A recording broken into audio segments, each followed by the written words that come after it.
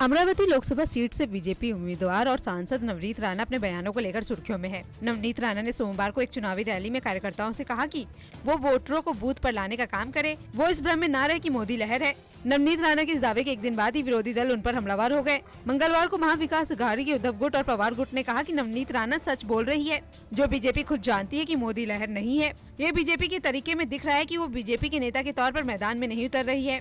दरअसल नवनीत राणा ने सोमवार को अपने अमरावती लोकसभा सीट में एक रैली को संबोधित करते हुए ये बयान दिया।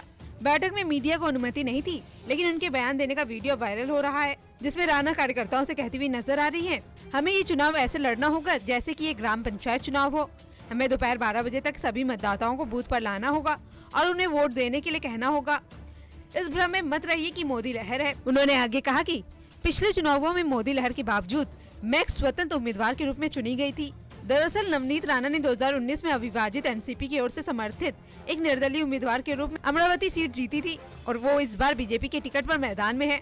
वहीं राणा के इस बयान पर हमला बोलते हुए संजय राउत ने कहा, मोदी लहर के बारे में भूल जाइए। क्या मोदी अपनी सीट पर जीत पाएंगे, ये बड़ा सवाल है। हमारी पार्टी के प्रमुख उद्धव ठाकरे ने पहले ही कह दिया था कि बीजेपी को केवल 45 सीटें ही मिलेगी और महाविकास अघाड़ी राज्य की सभी 48 सीटें जीतेगी। यहाँ तक कि बीजेपी के अपने उम्मीदवार भी पहले ही सच बोल रहे हैं और वो भी खुले तौर पर कह रहे हैं कि इस बार मोदी की लहर नहीं